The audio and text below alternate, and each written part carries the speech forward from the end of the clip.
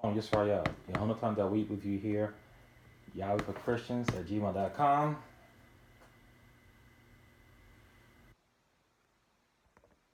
Coming to you from my office today.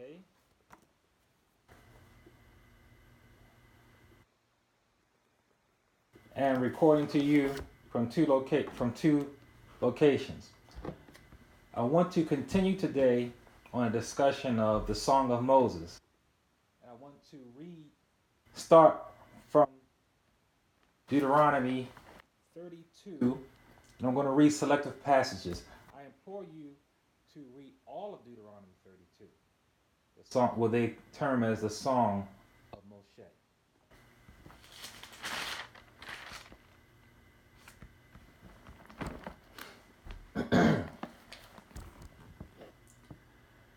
They have corrupted themselves, that's us.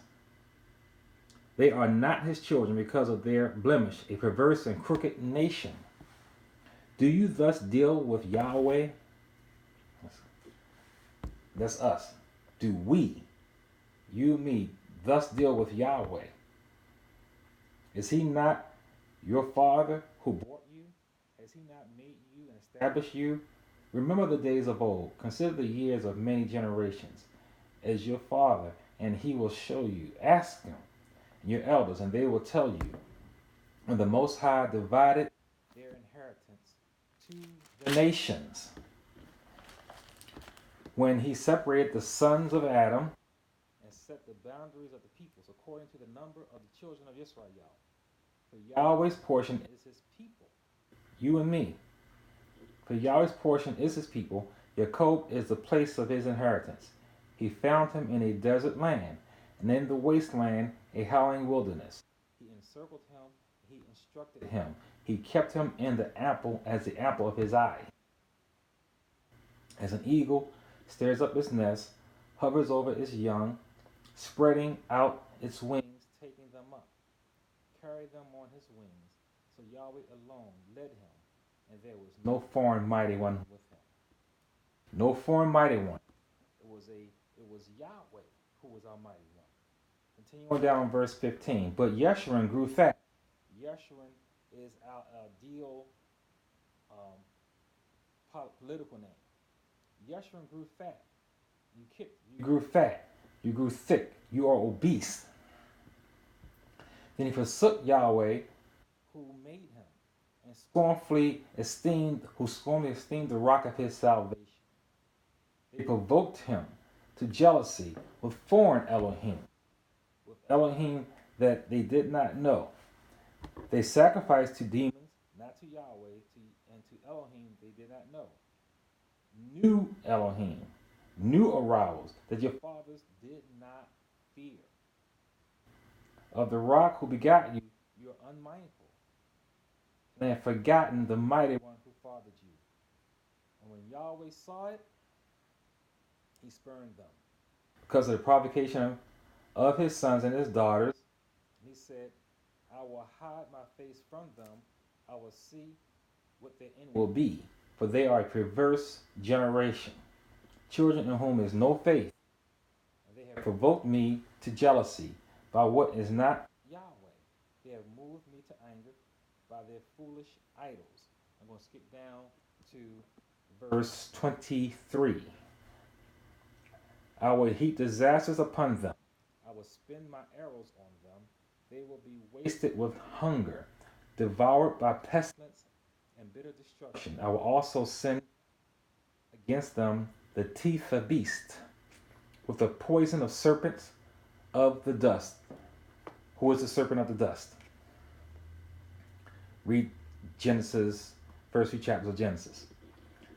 The sword will destroy outside, there will be terror within. For the young man and the virgin, the nursing child and the man of gray hairs. Skipping over to verse 29. Let's go to 29. Oh, that they were wise, that they had understood this, that they would consider their latter end. How could one chase 1,000 and two put 10,000 to flight unless their rock had sold them and Yahweh had surrendered them? For their rock is not like our rock, even our enemies themselves being judges. For their vine is the vine of Sodom, and of the fields of Gomorrah, and their grapes are grapes of gall. Their clusters are bitter. Their wine is the poison of serpents. There you go with the serpents again. Who is the serpent? The serpent does have a seat. Verse 35. Vengeance is mine, and recompense. Their foot will slip in due time, and the day of their calamity is at hand, and the things to come hasten upon them. For Yahweh will judge his people, and have compassion on his servants, when he sees that their power is gone. Critical. What do you see in here? Yahweh talking to a genetic peoples that he has a covenant with. And he tells them that they will betray him, and we will deny him, and we will take on foreign mighty ones, and then at that time he will forsake us and allow us to be taken by these foreigners who we lust after, but that he will not utterly forsake us, that he will judge us, and this is our judgment, and then he will also judge those who do this to us. Yehonatan Dawit with you here.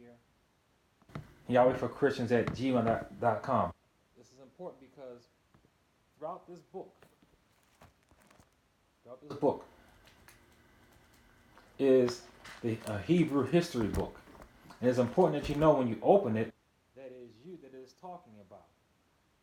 Now, let me give you a few statistics about this Hebrew.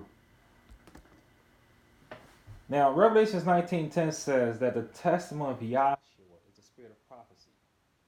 It is very important that you realize that it says Yahshua, more accurately, Yahweh Shua. If you have the testimony of Yahweh Shua, you have the spirit of prophecy. So you must have that. That is the difference between this way of life, the Torah life, and all others. 80% of your Bible directly deals with genetic Israel, where it is identified directly as genetic Israel, whether it's your origin, your calling, your chastisement, your return, like I just read in Deuteronomy 32. Also, in Deuteronomy 33, Moshe gives the blessings to the 12 tribes. Read that, very important. A few chapters before, in chapter 28, you get the blessings and curses, which are all unique to genetic peoples. Now, all end-time prophecy specifically connects Israel, all of it. There's no end-time prophecy that does not deal with Yehuda and Israel. In Romans, you have Shaul, who in the first several chapters lets it be known that without controversy, the Most High is clear and evident. Even without having any Torah, it is clear and evident that the Most High exists. When you get later in chapters 9, 10, and 11, he specifies that in that he has a specific peoples that he goes to let the world knows what he has in his mind. When Yahweh has something in his mind and his heart to say out of his mouth, he said it to one kind of people only. And out of the 40 authors of even in the Bible, all 40 are Hebrew men. In Ezekiel alone, Yahweh says 60 times, after he says something, he emphasizes that it is his name. It is he who is saying it. He is emphasizing that you will know that I am Yahweh. Now, this broadcast and my ministry is called Yahweh for Christians. That's because I came out of Christianity. And in Christianity, you see that they take parts and truths from all different kinds of religions, and they bring it together. Now, with Yahweh for Christians, I'm hoping that I'm trying to reach out for those who truly study, for those who are honest and sincere in their walk. If you're honest and sincere in your walk, you would realize that there's no such thing as a Lord God and Jesus Christ in the original words of the book, because those words are not Hebrew.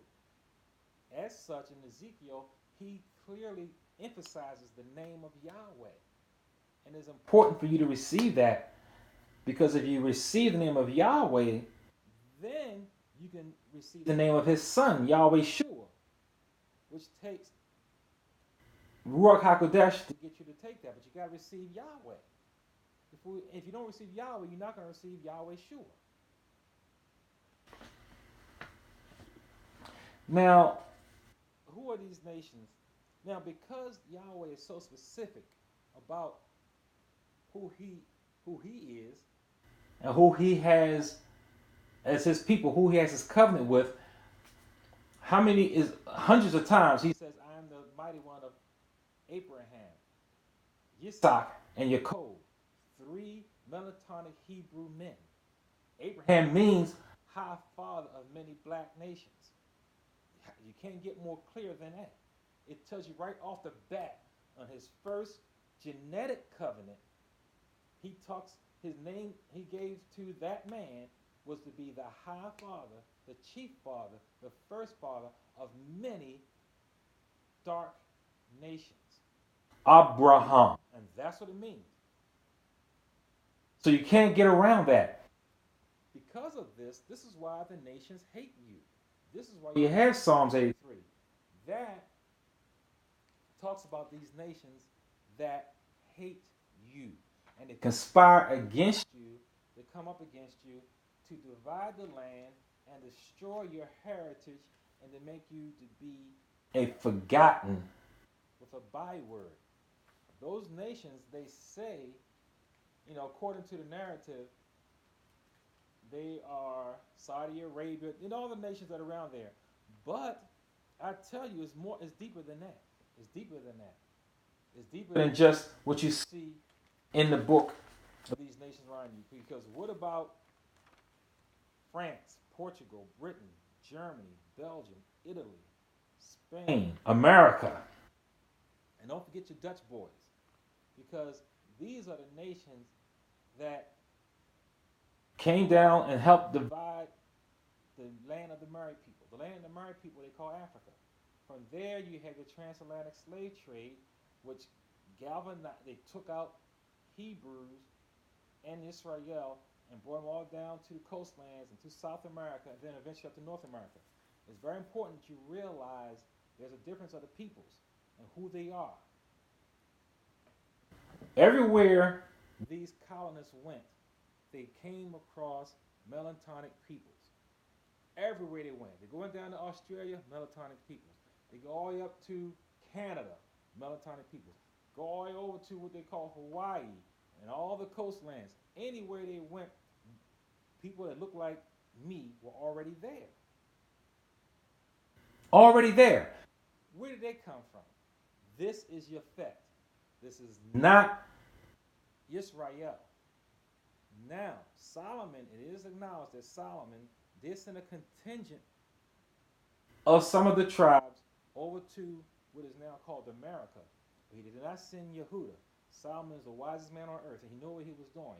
He did send some tribes over there, and we have evidence, artifacts, and evidence of that. But not Yehuda.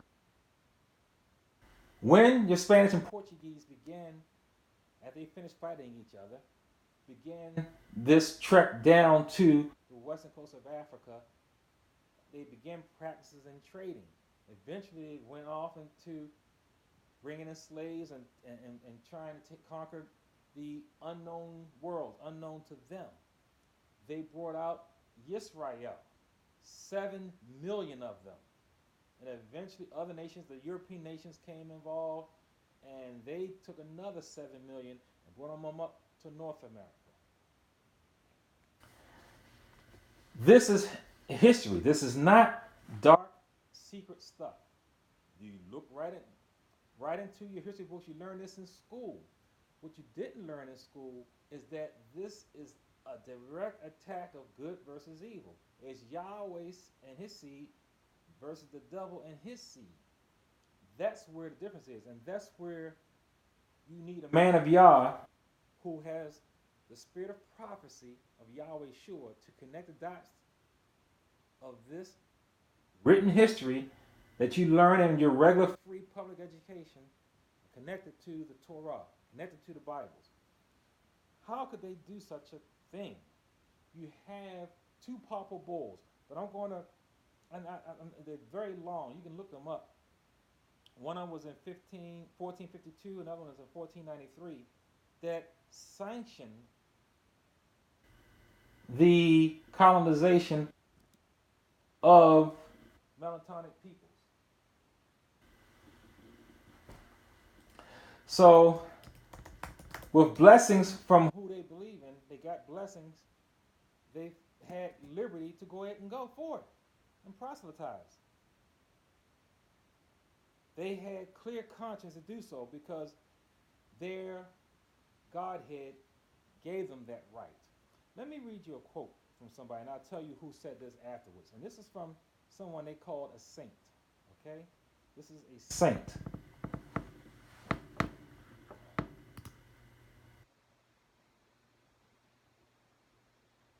With regard to heretics, 2 points must be observed. One on their side, the other on the side of the church.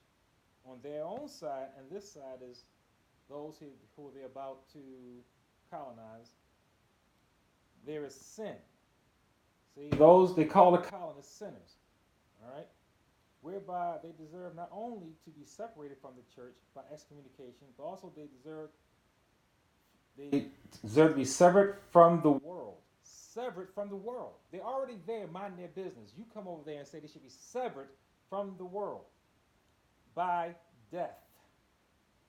For if it is a much graver matter to corrupt the faith which quickens the soul than to forge money, which supports temporal life. Wherefore, if foreign forgers of money and other evildoers are forthwith condemned to death by the secular authority, much more reason is there for heretics, as soon as they are convicted of heresy, to be not only excommunicated, but even put to death. Remember now, this is coming from a saint who was calling these nations of people sinners and pagan and foreigners who deserve to die and be severed from the earth.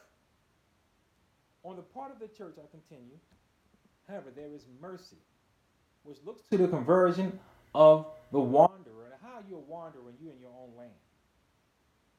Wherefore she condemns not at once, but after the first and second admonition, as the apostles direct, after that, if he is yet stubborn, the church, no longer hoping for his conversion, looks to the salvation of others by excommunicating him and separating him from the church, and furthermore delivers him to the secular tribunal to be exterminated, thereby from the world by death. St. Thomas Aquinas. That's kind of mind that you're dealing with. What comes out of the mouth is what's in the heart. That you're going to come to another man's land and tell him that he needs to believe what you believe. You're going to take his stuff, rape his women, take his children, and even rape the men. Now, I'm not going to read the purple bulls, and there's another word that should be added to the end of that word bull. But I will say, just read this part here. Let no one, this is of the edict that Pope Alexander VI gave.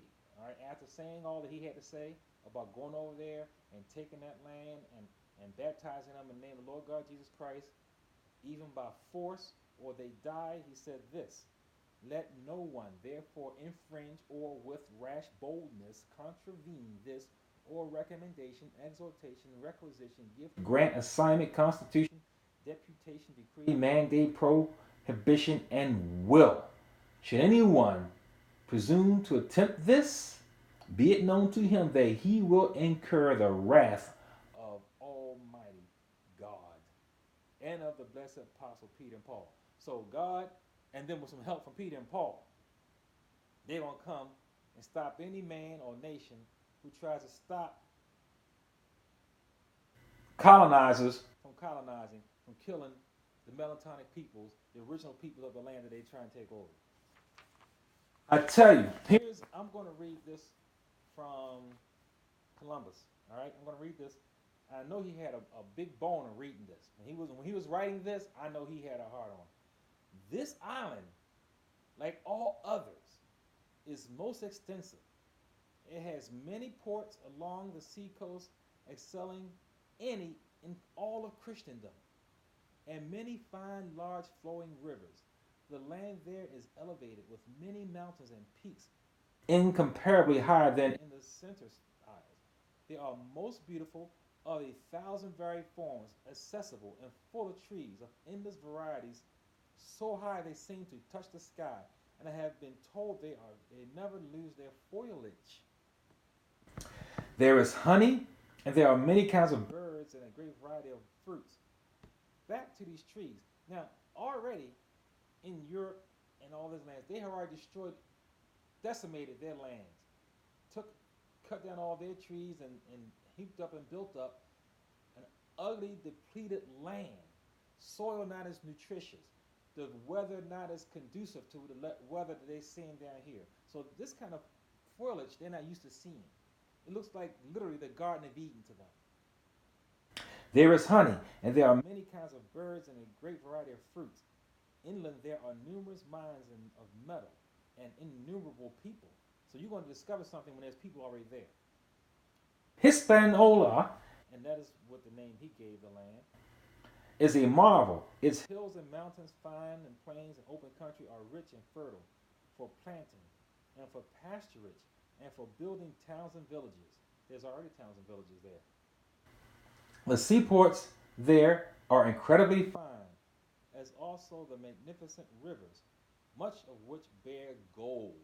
And that's what they love ever since their papa was thrown down to earth from heaven. The trees, fruits, and grasses differ widely from those of Joanna. There are many spices and vast mines of gold and other metals in this island. They have no iron nor steel nor weapons, nor are they fit for them, because although they were well-made men of commanding stature, they appear extraordinarily timid. These are big, strong men of great stature, but very timid. The stick at the only arms they have are sticks of cane, cut when in seed, with a sharpened stick at the end, and they are afraid to use them.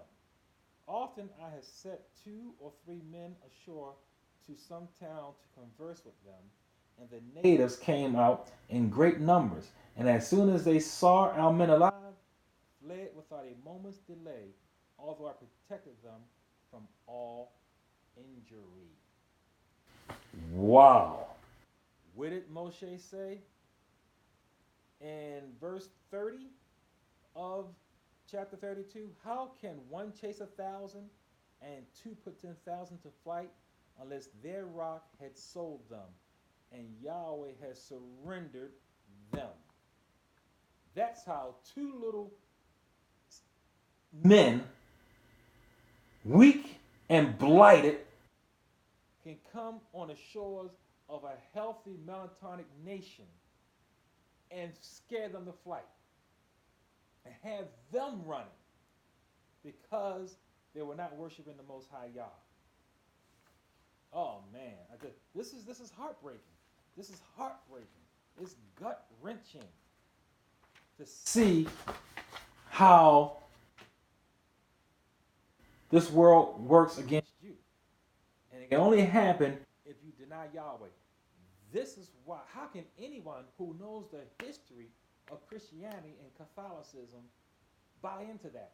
How can anyone dare be baptized under the name of Lord God Jesus Christ when you got those names from colonialization? You got those names from incarceration. You got those names from slavery. They did not. You was not converted to Christianity. You were enslaved by it. What is wrong with us? Wake up, Israel. What kind of people you dealing with?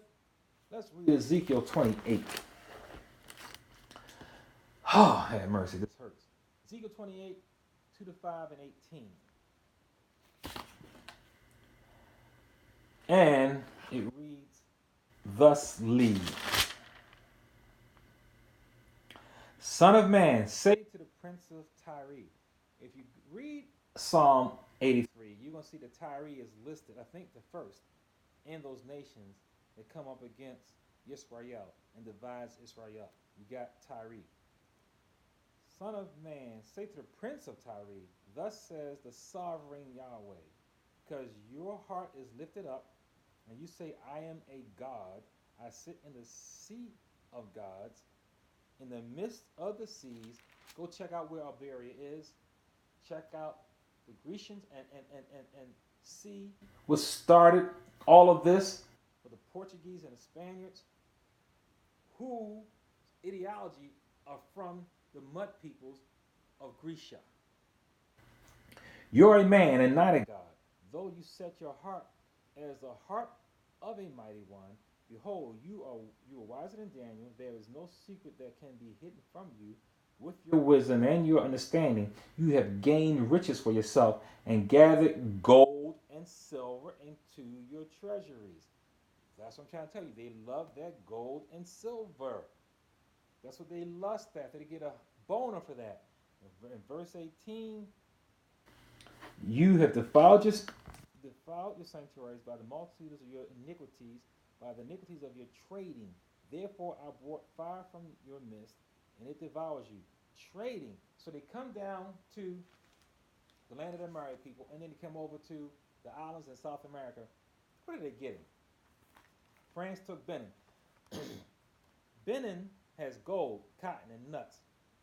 Botswana, which was taken by France, diamonds, copper, and beef, and nickel. Burkina Faso by France, gold, cotton, zinc, and cattle. Burundi by Germany, coffee, gold, tea, ore, and lead. Ghana by the British, well, first by Portuguese and later by the British, gold, cocoa, timber, fish, diamonds. Mali by France, gold, cotton, fertilizer, oil, and iron. Nigeria, oil, ships, gold, cocoa, seeds, fruits. Sudan, Northern Sudan, gold, oil, gum. Southern Sudan, you got petroleum, iron, and wood. Tanzania, gold, cocoa, nuts. You hear the common thread? Rich lands. But chief of these lands, gold and diamonds. Look in South America. They take, in South America, you got diamonds and gold. To this day, I think they had 10 to 12 gold mines, which go deep into Sheol. The deepest places on earth to go is in the gold mines of South Africa. I think there's only 3 remaining. Even Australia, what they get in Australia? Australia has iron and coal and gold and wheat. There's no end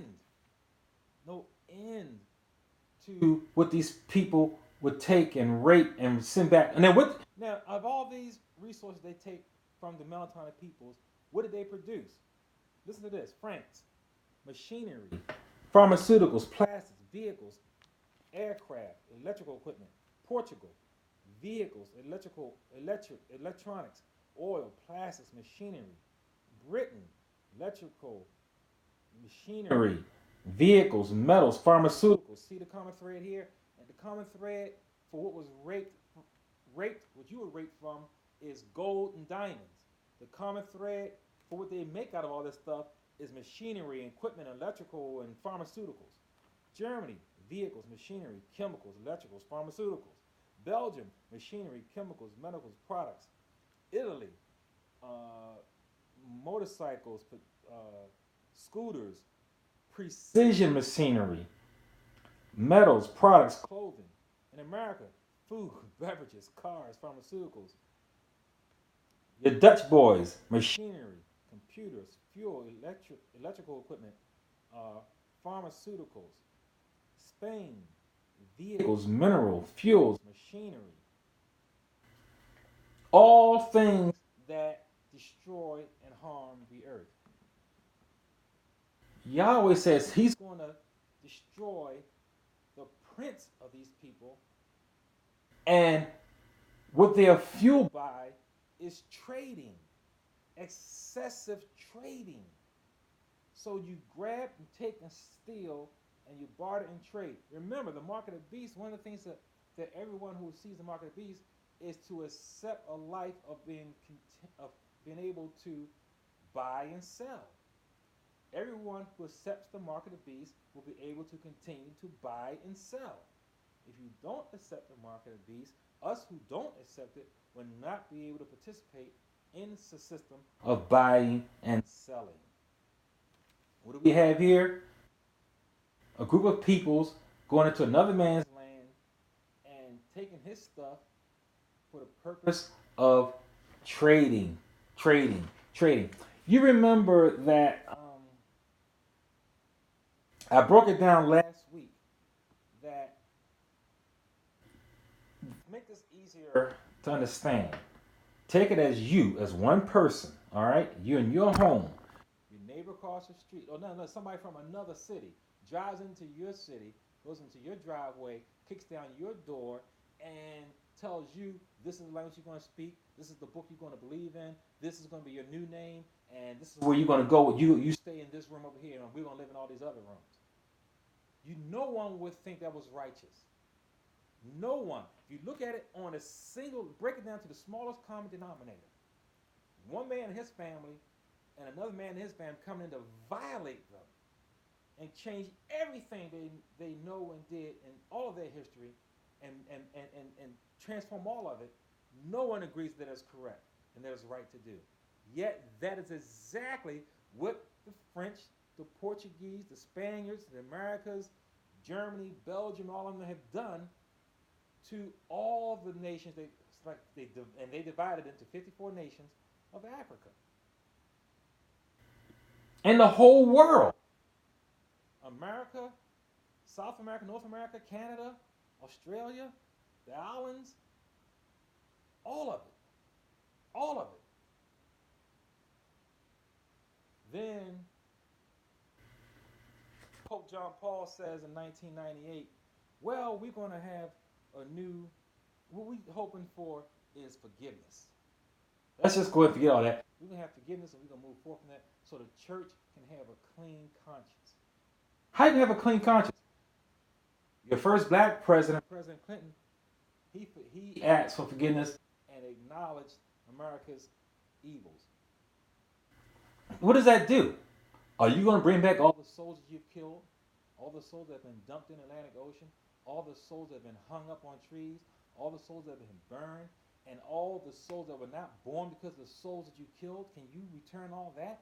Or are you going to now leave and crowd Spain and Portugal? Are you going to now go ahead and go back to Europe and crowd those towns out and leave all of us alone down here? You're not going to do that, and you can't do that. I want to emphasize that no one is, anyone who's a Hebrew Israelite is a man or woman of love. They do not advocate violence and fighting the man because, for one thing, we've already lost. We cannot defeat the man. We've already lost. You have the whole world, and you renamed the whole world. We advocate loving Yahweh with all your heart, mind, and soul, and loving your neighbor as yourself. This enemy that we're fighting is the prince of the powers of the air. He is not flesh and blood. So we do not go out and hating the Jew man, hating the white man. This is anybody in 2020 who's still stuck on black power and hating the white man is a Cro-Magnon fool. You're outdated. You're still trying to use an 8-track to play your music on when there's no device to play it with. Because the man you see at the gas station, in the supermarket, at work, is not your enemy. He cannot undo any of that stuff. He is not the one that put you in the situation you're in, and he cannot take you out of it. There's no need in hating him. Now, if he does something to you, then you can hate him. But that's different. That's him against you, but not him against your people. Any insult you get is Mano y mano, one-on-one. It is not against no man here or woman, against you as a group of people.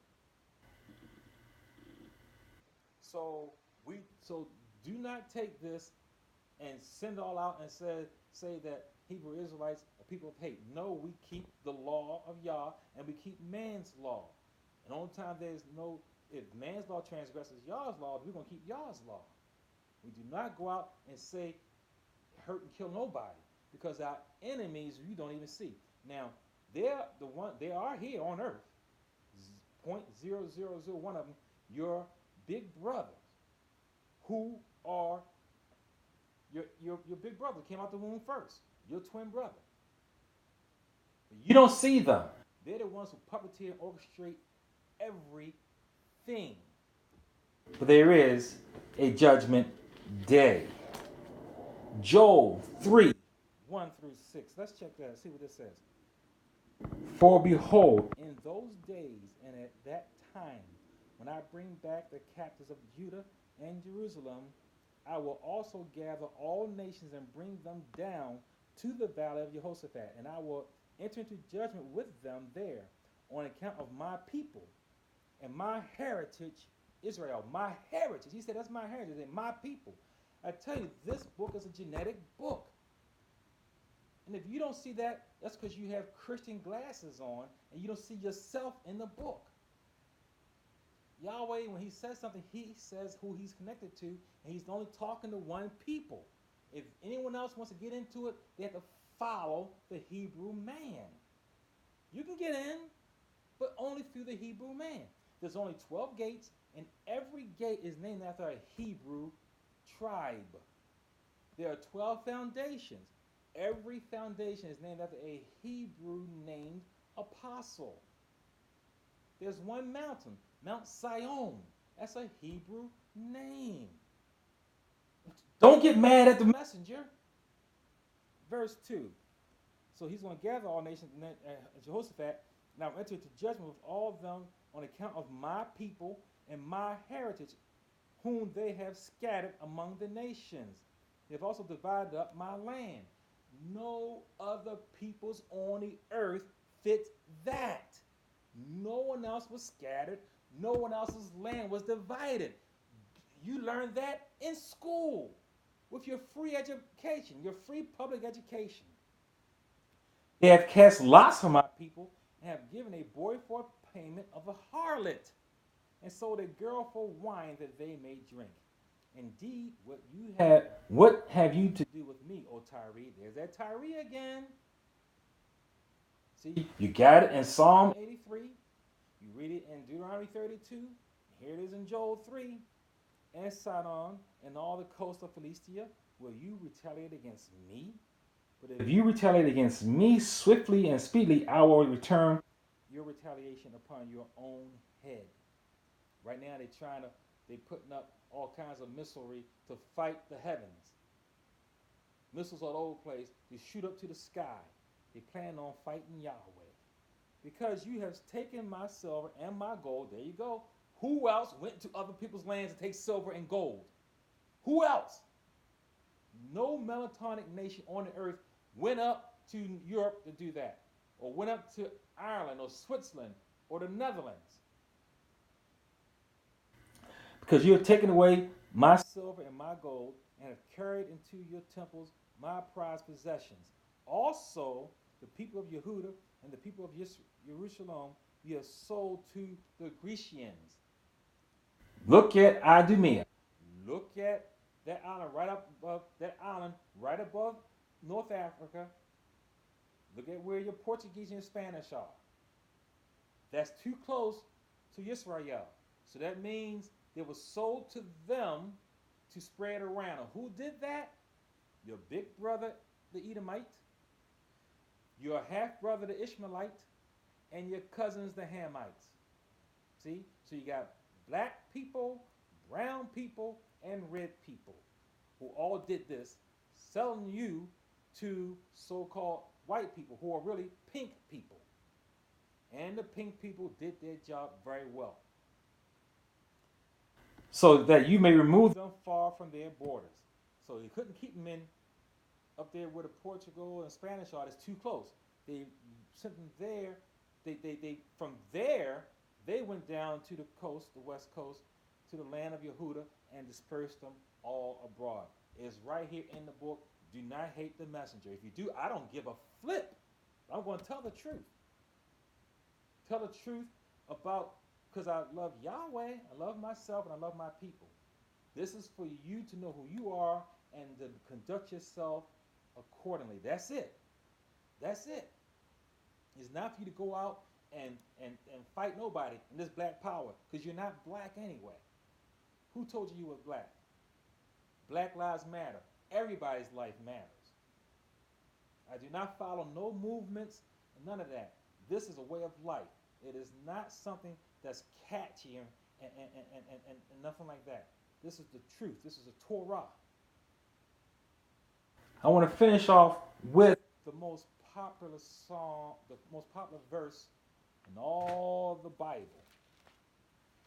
Everyone, whether they have people who haven't even been to a church before, know John 3:16, and so much of this of the Torah has been taken out. You at best have half of the Bible. This is not even half. 225 books at least were taken out. The one thing I wish they did take out was John 3:16. Because John 3:16, everybody knows. And it says, for God so loved the world that he gave his only begotten son, that whoever believes in him will not perish but have everlasting life. Well, first of all, Yahweh is no God. And they don't read the most important verse after that qualifies that. Because the way they read it here, everyone gets into the kingdom. All you got to do is believe. But see, believe comes with action. I cannot believe that the house is burning down and I keep sitting on the sofa watching a football game. If I believe the house is burning down, I have to get up and act. I have to conduct myself. I have to perform as if the house is burning down. I have to do something. You can't just believe and continue doing what you're doing. But the verse that needs to be focused on is right after that. And the two, it says, for Yahweh, and it's not for God loved the world, it's Yahweh loved the world, that he gave his only begotten son. And then in verse 17, for Yahweh did not send his son into the world to condemn the world, but that the world through him might be saved. Okay? So he wants the world to be saved. But this is the only way to be saved. In verse 18, this is why I do not like John 3:16, because they don't read all of it. They like to give it to you easy, so they think that everybody can get to the kingdom. But read verse 18, just 2 verses down. He who believes in him is not condemned, but he who does not believe is condemned already. Remember, if your house is burning down and you know that, you get up, you go get your wife, you get your children, whatever, and you get out. You don't stay there. You do something. That means you believe. If you continue living your life that you are now, that means you don't believe. All right? Then it says, because he has not believed in the name of the only begotten Son of Yahweh. That's the key. Verse 18 says that if you do believe, you're going to believe in his name. And you know that there is no Jesus at the time that Yochanan wrote this letter. There was no such thing as a Jesus. He could not have said Jesus. There was no such thing as a Jesus. The letter J didn't exist in the Hebrew tongue, nor the Greek tongue, nor the Latin tongue, nor the Asian tongues to the east. The Asiatic languages did not have this letter. This is a letter from the pits of hell, the J sound.